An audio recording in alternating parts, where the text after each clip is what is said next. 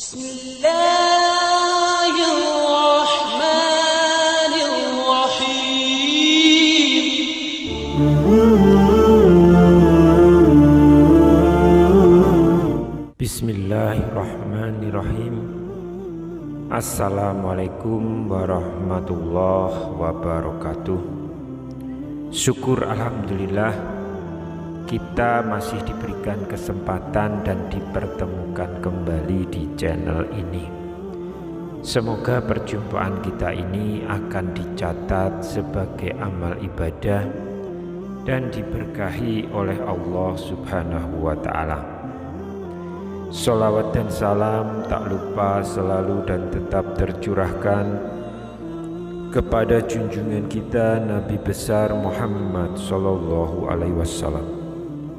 Allahumma sholli ala sayyidina Muhammad wa ala ali sayyidina Muhammad.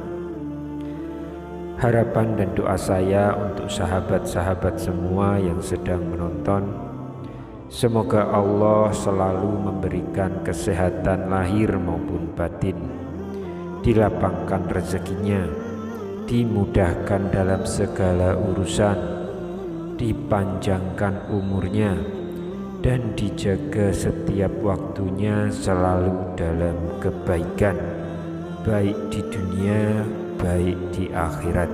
Amin ya rabbal alamin. Sahabat Obropedia yang dirahmati Allah, ibadah haji memiliki nilai pahala yang luar biasa besarnya, sehingga surga adalah imbalan yang pantas bagi mereka yang sanggup menunaikan ibadah haji. Rasulullah juga menyebutkan dalam riwayat Bukhari, Muslim, At-Tirmizi, An-Nasa'i, bahkan Ibnu Majah, bahwa orang-orang yang berhaji dengan benar maka akan diampuni dosanya layaknya ketika baru dilahirkan. Akan tetapi tidak semua orang mampu untuk menjalankan ibadah haji. Insya Allah kita semua dimampukan oleh Allah untuk menjadi orang-orang yang mampu untuk menjalankan ibadah haji. Namun hal ini tentunya banyak kendala untuk kita bisa menunaikan ibadah haji, seperti kendala ekonomi, kendala waktu, dan sebagainya. Namun tidak perlu khawatir, ternyata ada juga amal soleh yang lebih utama daripada ganjaran ibadah haji, dan hal ini mengacu pada pendapat dari sebagian ulama.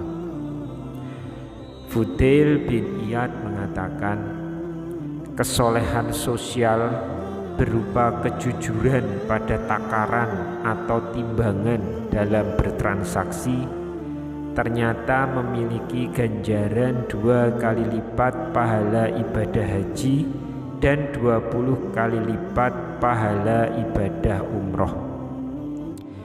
Imam Al-Ghazali dalam kitabnya yang berjudul Ihya Ulumuddin menceritakan bagaimana Fudail bin Iyad radhiyallahu anhu mengapresiasi anaknya yang jujur dalam takaran atau timbangan. Fudail bin Iyad menyaksikan anaknya yang sedang mencuci sekeping dinar yang ingin digunakan. Ia menyaksikan anaknya yang sedang berusaha menghilangkan karat dan membersihkannya sehingga bobot takarannya tidak bertambah karenanya.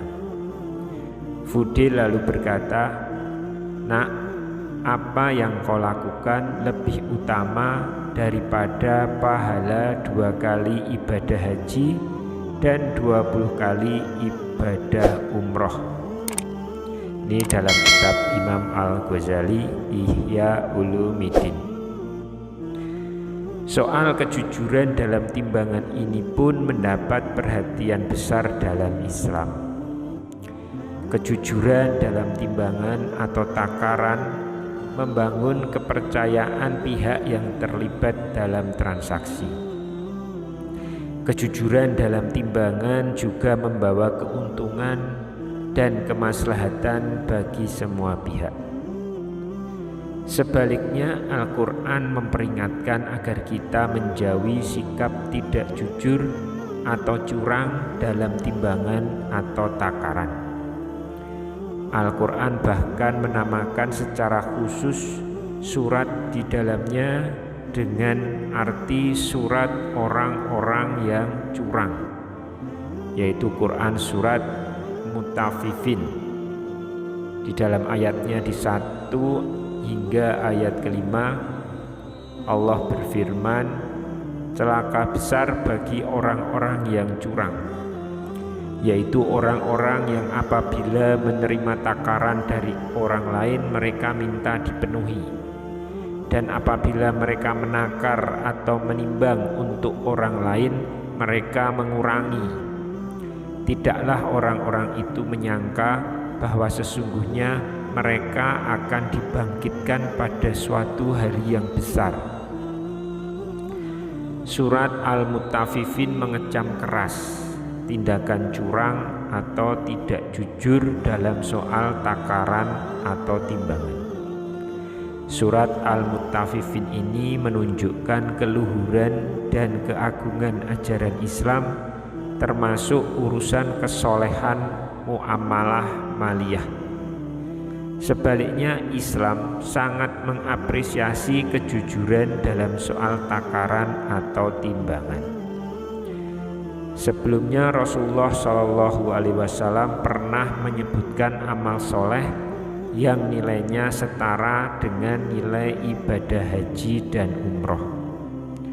Rasulullah menyebutkan amal soleh tersebut di hadis riwayat Abu Dawud dari sahabat Abu Umamah radhiyallahu anhu yang berbunyi, siapa saja yang keluar dari rumahnya dalam keadaan suci untuk menunaikan sholat fardu akan diberikan pahala ibadah haji. Sementara orang yang keluar rumah untuk mengerjakan sholat duha dan tidak ada tujuan lain selain itu, maka akan diberikan pahala umroh. Hadis riwayat Abu Dawud. Pada riwayat lain, Rasulullah SAW menyebutkan aktivitas atau kegiatan belajar dan mengajar kebaikan sebagai amal soleh yang nilainya setara dengan ibadah haji, seperti riwayat At-Tabrani berikut ini. Siapa yang berangkat ke masjid hanya untuk mempelajari atau mengajarkan kebaikan akan diberikan pahala seperti pahala ibadah haji yang sempurna hajinya. Hadis riwayat At-Tabrani.